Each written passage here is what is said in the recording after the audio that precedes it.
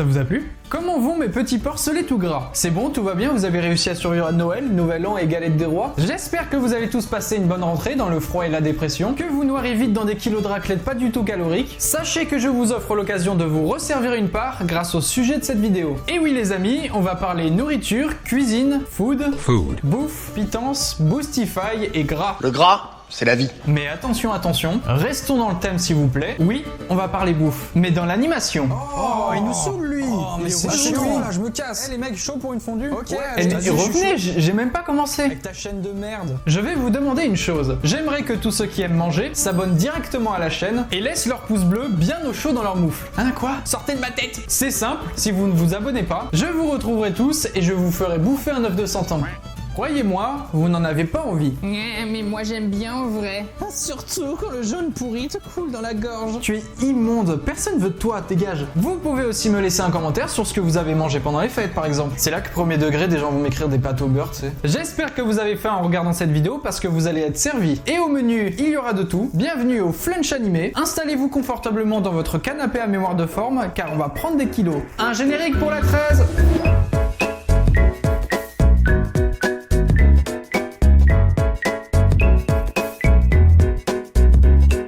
J'imagine qu'il vous est arrivé au moins une fois l'envie irrésistible de manger ce que vous voyez à l'écran, comme une étrange sensation de saliver sur des aliments qui n'existent même pas, hormis dans vos souvenirs et votre imaginaire. En même temps, manger fait partie de nos besoins les plus primaires, donc on peut jouer facilement sur la corde sensible. Et même si c'est de la 2D ou de la 3D, ça ne fait pas exception à la règle. Ce que vous verrez vous donnera envie d'en avoir dans votre assiette. Ça y est, j'ai faim. La plus parlant, à titre d'exemple, est dans la publicité. C'est le but. Vous montrez ce que vous n'avez pas besoin à l'instant T, mais qui fera tout pour vous faire changer d'avis. Et quoi de mieux que des gros plans sur des aliments bien appétissants, bien gras, pour réveiller notre cerveau faible au désir de la chair, celle qu'on mange. Peu importe que vous préférez regarder des films d'animation en 2D ou en 3D, des séries ou des dessins animés, il est bien des sujets qui rassemblent et la bouffe en fait partie. La cuisine est un thème assez récurrent dans notre histoire, l'art de la bonne bouffe est comme intemporel, toujours à se réinventer. Je suis sûr que si on sort n'importe quel film ou série d'animation aujourd'hui avec comme thème la nourriture, ça attirera forcément l'attention du spectateur. Pourquoi? Tout simplement parce que la bouffe est un thème simple à aborder et qu'il parle à tout le monde. Intégrer des scènes de repas à l'écran permet de remplacer le dialogue, de se concentrer sur le visuel et sur l'émotion qu'on peut ressentir. Oui, on parle bien de bouffe et d'émotion dans la même phrase. La nourriture est souvent rattachée à la famille, aux émotions positives et surtout aux souvenirs d'enfance, lorsque chaque plat qu'on voyait donnait envie d'y goûter. Et c'est cette innocence chez l'enfance qui donne de l'importance à ces choses qu'on mange et qui constituera tout au long de notre vie un lien affectif avec la nourriture. Du plus complexe des plats d'un restaurant gastronomique au simple food truck du coin de la rue. Ayant toujours été attiré par les moments de bouffe dans les films d'animation, c'est tout naturellement que j'avais envie de faire une vidéo là-dessus. En plus, j'ai l'impression que le sujet n'a jamais été vraiment abordé sur YouTube.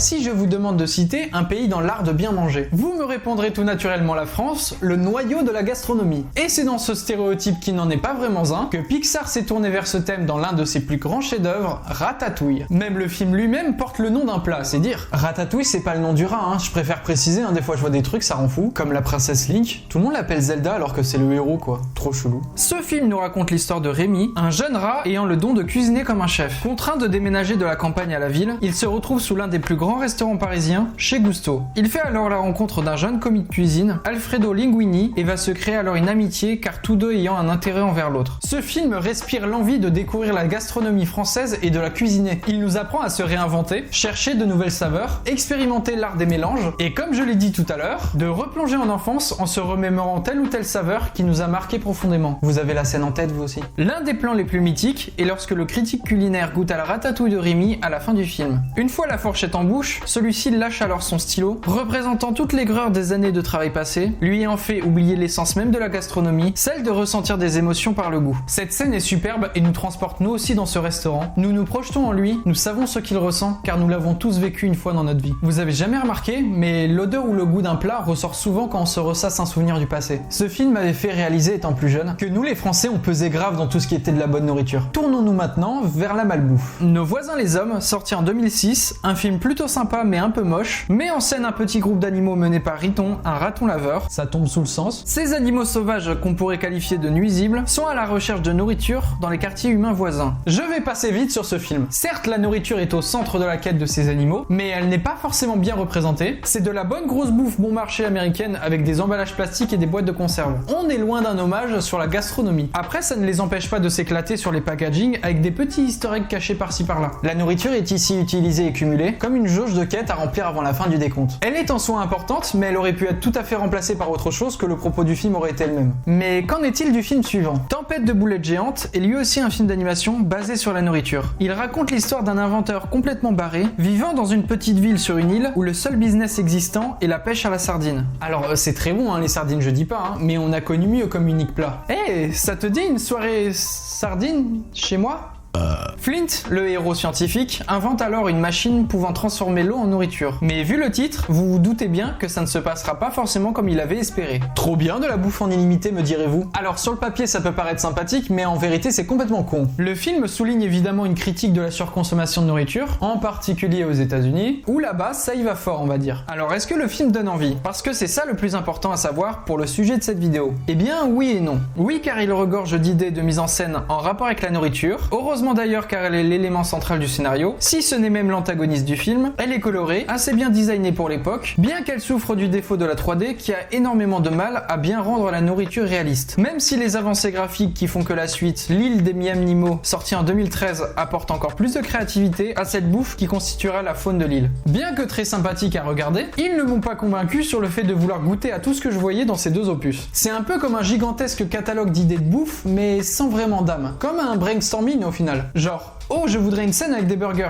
Et ici, des hot dogs. Et là, de la glace au chocolat. Mais, une fois cette pluie de boulettes de viande passée, ça n'est pas le beau temps qui arrive. Non, là, on a un sacré challenger dans sa catégorie qui ne peut pas laisser indifférent. Je parle de Sausage Party. Ce film, sorti en 2016, est lui aussi basé sur la nourriture, puisqu'elle met directement en scène des aliments ainsi que des objets du quotidien. On est aux États-Unis, en pleine fête nationale, on suit les aventures d'aliments de supermarché, voulant à tout prix être achetés pour rejoindre ce qu'ils appellent le grand au-delà. Cependant, surprise, les aliments, c'est fait pour être mangé. Ce qui passe ce film d'animation directement dans la catégorie gore, choquant, vulgaire, voire même sexuel. Cette scène de fin, bordel, mais pourquoi qu'on m'explique? Ce film a fait énormément de débats sur la place du cinéma d'animation, encore pour la majorité du public, destiné aux enfants. Oh, les pauvres gosses qui ont dû voir ça, ça me fume. Mais bref, on est là pour parler bouffe, et je trouve que ce film réussit sa mission, mais que pour une unique scène, qui a dû bien marquer les esprits, je pense, la scène de la cuisine. Une fois acheté et ramené à la maison, c'est dans l'effroi le plus total que les aliments se rendent compte que le grand au-delà n'est en fait qu'un massacre pur et dur. On les voit se faire étriper, se faire couper en deux, fondre au micro-ondes. On a même une vision d'intérieur de bouche avec des petites carottes se faisant mâcher avec une telle violence. Du coup, je trouve cette scène hyper intéressante sur le traitement qu'on peut avoir sur de la bouffe. On voit les morceaux se séparer du reste, le jus gicler, le fromage fondre. C'est visuellement assez technique, donc pour ça, vraiment chapeau. Mais est-ce que ça m'a donné faim pour autant? Vous êtes des malades. Ça crée l'effet inverse déjà parce que les aliments ont une 3D très stylisée, mais surtout parce que c'est des putains de personnages. Je mange pas de ce pain-là, moi. Vous avez compris le pain, parce que c'est du...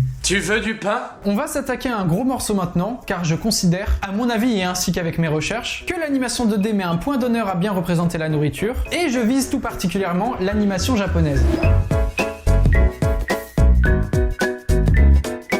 Je pourrais parler des productions de chez Disney, mais les exemples ne sont pas aussi nombreux. On va quand même y faire un tour. Pour moi, assez peu de Disney utilisent la nourriture comme un élément important de l'histoire, mais ceux qui l'ont fait ont particulièrement attiré notre attention. On peut citer la chanson de Bella Notte de La Belle et le Clochard, mettant en lumière un plat de spaghettis qui unira nos deux protagonistes à s'aimer. On a ensuite la très célèbre Pomme empoisonnée de Blanche-Neige, représentation même du péché et de la tentation, comme la Bible avec Adam et Ève. Dans La Belle et la Bête, la nourriture, française encore une fois, Cocorico, est chorégraphiée dans une chanson comme un spectacle de cabaret. Alice au Pays des Merveilles nous invite à revisiter le tea time anglais de manière plus psychédélique. Dans Cusco, la bouffe sert souvent des scènes à but humoristique. Le miel est comme un meilleur ami pour Winnie l'ourson. Et enfin, dans La Princesse et la Grenouille, elle apporte un contexte historique à la cuisine afro-américaine des années 20. En vrai, j'aurais pu aussi citer les insectes un peu gluants mais appétissants du Roi Lion, ou bien la cuisine du cyborg dans La Planète au Trésor, mais ça reste assez anecdotique pour les propos que je veux apporter sur la nourriture dans l'animation. Mais avant de plonger dans la culture japonaise, on pourrait faire un tour du monde de nos dessins animés préférés. On peut citer notre américain préféré Homer Simpson, dont le love interest est clairement tourné vers la bouffe, en particulier les donuts. Oh, Pinès!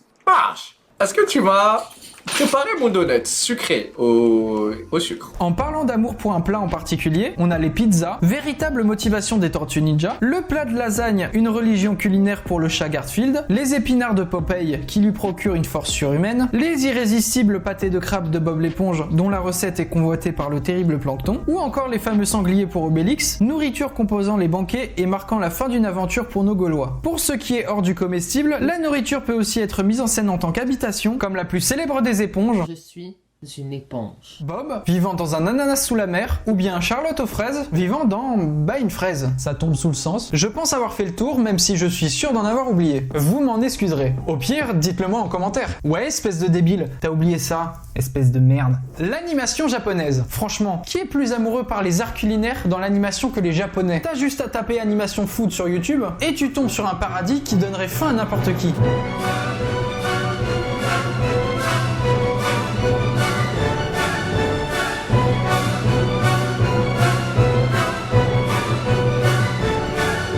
Les animés japonais ont ce talent de mettre en scène la nourriture comme un objet de désir et de sublimation. La nourriture doit être cuisinée avec soin, avec un code à respecter pour obtenir le plat le plus esthétique et le plus alléchant possible. L'exemple le plus parlant est celui de l'anime Food Wars, racontant les aventures d'un jeune cuistot appelé Soma et voulant devenir chef cuisinier afin de surpasser les talents culinaires de son père. Il va alors rejoindre une école d'élite dans la cuisine afin d'y faire parler ses talents. C'est fou ce que cet animé respire la friture, la viande saignante, la sauce et les aromates. Faut quand même voir comment ils mettent en scène les personnages qui goûtent au plat et qui causent carrément des orgasmes culinaires tellement c'est bon. Là j'ai cité le plus parlant, mais je ne pouvais pas non plus passer à côté d'autres animés bien connus. Du fameux ramen de Naruto, stéréotype du garçon japonais constamment affamé comme pourrait l'être Sangoku dans Dragon Ball ou Luffy dans One Piece, pouvant bouffer des kilos entiers de nourriture à s'en faire péter le bide. C'est le genre d'animé qui nous propose tellement de plats qu'on se sent après obligé de mater du Gastrono Geek pour voir comment ils ont fait pour cuisiner ça et de foncer dans la description pour se procurer le livre de recettes. Mais il existe en ce monde un studio qui aime plus que tout montrer une image de la nourriture telle qu'on ne l'a jamais vue. Je parle bien évidemment des plats plus qu'alléchants des films du studio Ghibli. Mais pourquoi ici la nourriture est si différemment représentée par rapport à d'autres productions? Tout simplement parce qu'elle fait partie intégrante de l'âme des réalisateurs ayant bossé sur ces films. Un fan a demandé un jour pourquoi la nourriture des films du studio Ghibli a toujours l'air aussi bonne. Le producteur et ancien président du studio a répondu: c'est parce que c'est la nourriture que Miyazaki a fait lui-même. On parle alors de vécu, de ressenti personnel, de sensations que les réalisateurs veulent partager à leurs spectateurs. La nourriture dans les Ghibli n'est pas qu'un simple habillage ou même un prétexte pour justifier un scénario. La nourriture possède toute une symbolique autour de l'histoire du pays, la culture, la famille, l'enfance et le bonheur. Miyazaki rend hommage en quelque sorte à l'art de manger. L'une des scènes les plus marquantes de tous les Ghibli est celle des parents de Chihiro, transformés en cochons après s'être empiffrés du banquet destiné aux invités du Palais des Bains. La nourriture, en plus d'avoir donné une envie irrésistible en moi de plus connaître la cuisine asiatique quand j'étais petit, a en plus un sens et une utilité. On peut prendre l'exemple des onigiri faisant pleurer à grosses larmes notre petite héroïne, ou l'immense banquet pour le sans-visage à l'appétit infini. La nourriture remplace alors le dialogue. On n'a plus besoin de mettre des mots sur un sentiment, car ici la simple action de manger peut révéler beaucoup de choses sur le caractère d'un personnage. Est-il affamé, goinfre, triste, tourmenté ou bien maudit? Le studio Ghibli nous propose presque à chaque film son lot de plats. Une récurrence qui fait plaisir aux fans de bouffe comme moi. Dans le château ambulant, on y trouve la scène du petit déjeuner le plus alléchant de l'histoire de l'animation, celle où Calcifer fait chauffer des œufs et du bacon sur une poêle tout en se nourrissant des coquilles d'œufs. Dans le château dans le ciel, les deux enfants renforcent leur lien en partageant un œuf au plat sur un toast. Le héros dans Princesse Mononoke partage son riz avec un mystérieux moine en échange de sa soupe. Dans Mon voisin Totoro, la famille s'étant installée à la campagne vit des produits de la terre. À l'inverse de Kiki la petite sorcière, vivant à la ville et travaillant dans une boulangerie. Le ramen aux ingrédients si simples destinés à réchauffer les cœurs des deux petits protagonistes de Pogno sur la falaise. Et enfin la légendaire boîte à bonbons du déchirant tombeau des Lucioles. Les films de Miyazaki, c'est un hommage à la cuisine, à la symbolique de la nourriture, éveillant alors tous nos sens et nos souvenirs enfouis. C'est bien pour ça que les recettes des studios Ghibli sont connues et reproduites partout dans le monde. Après, si vous voulez monter en gamme en termes de réalisme, je vous invite à découvrir la nourriture de Makoto Shinkai, réalisateur des excellents Your Name sorti en 2016 et Les Enfants du Temps en 2019.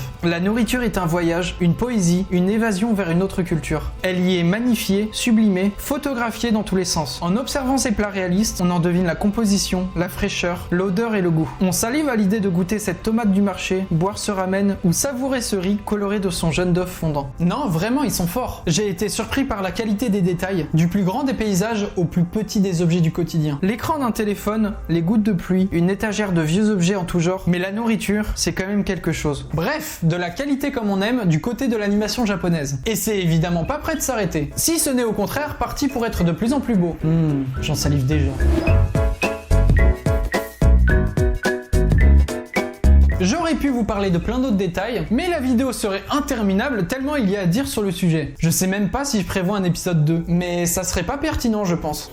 Vous avez encore 2 minutes devant vous. J'aurais pu vous parler du parti pris de la stop motion, qui est selon moi hyper intéressant pour représenter la nourriture dans son aspect palpable et texturé. La bouffe des films en stop motion tels que Coraline, Chicken Run ou Wallace et Gromit nous laisse l'occasion non seulement d'imaginer l'odeur et le goût, mais aussi le toucher. Ce qui n'est pas forcément le cas des autres productions, en particulier en 2D. La stop motion permet aussi une grande liberté d'imagination, comme ces réalisations en Lego qu'on peut trouver sur YouTube. Franchement, j'adore leur esthétisme. Avec des figurines de poulet rôti ou des éclaboussures en pâte à modeler. Franchement, je trouve ça fou. J'aurais pu vous parler des détails qui m'ont beaucoup amusé dans certains films, séries ou dessins animés, comme par exemple l'épisode de Gumball avec le clin d'œil plus qu'évident à la chaîne YouTube How to Basic, la scène post-crédit de Ralph 2.0 avec la gamine Moana jouant au pire jeu Facebook du monde, repose en paix petit lapin, la scène de Alex le lion dans Madagascar rêvant de steak, la scène du Grinch bouffant toutes ses réserves avant Noël, la scène du dragon découvrant les chips aux crevettes dans le Dragon Génie, la scène du court-métrage Inner Working où les organes personnifiés kiffent enfin manger un repas bien gras, la scène dans Saul où les âmes ne peuvent ni sentir ni goûter les pizzas, la scène dans Zootopia où Judy ouvre sa carotte cuite au micro-ondes, la scène dans Arcane de Vi qui mange comme une grosse porc devant Kathleen, allez voir mon épisode sur Arcane, ou encore la scène de bouffe complètement tarée dans les Croods 2 où je tiens à souligner l'immense variété de fruits à l'écran. Tiens, ça me rappelle dans le premier Croods, l'une des courses-poursuites les plus cool du cinéma d'animation 3D, avec la scène du petit-déj. Ou enfin les nouilles légendaires à l'ingrédient secret du père adoptif de Po dans Kung Fu Panda. Tu parles, c'est 3 spaghettis dans de l'eau chaude, est-ce que tu te fous de ma gueule? L'ingrédient secret est... Non, sans déconner. Enfin bref, c'était mon long épisode sur la bouffe dans l'animation. J'espère qu'il vous a plu, tout comme moi il m'a plu de le tourner. Tu parles, c'était un supplice de voir de la bouffe tous les jours, quel enfer. Merci au cinéma d'animation de nous régaler avec toute cette nourriture. De toute façon c'est simple, si on veut me faire plaisir, on m'offre à manger et c'est bon. Le seul inconvénient c'est que ça dure pas très longtemps. Merci de me faire savoir si vous avez apprécié l'épisode en laissant votre commentaire le plus salé et votre pouce bleu sucré. Abonnez-vous pour ne pas rater mes anciennes et mes futures sorties de la chaîne. J'espère continuer de vous régaler pour cette année 2022. Ma petite communauté chérie. Sur ce les amis, portez-vous bien et surtout, n'arrêtez jamais de manger. Quoi? Non, non, non, non.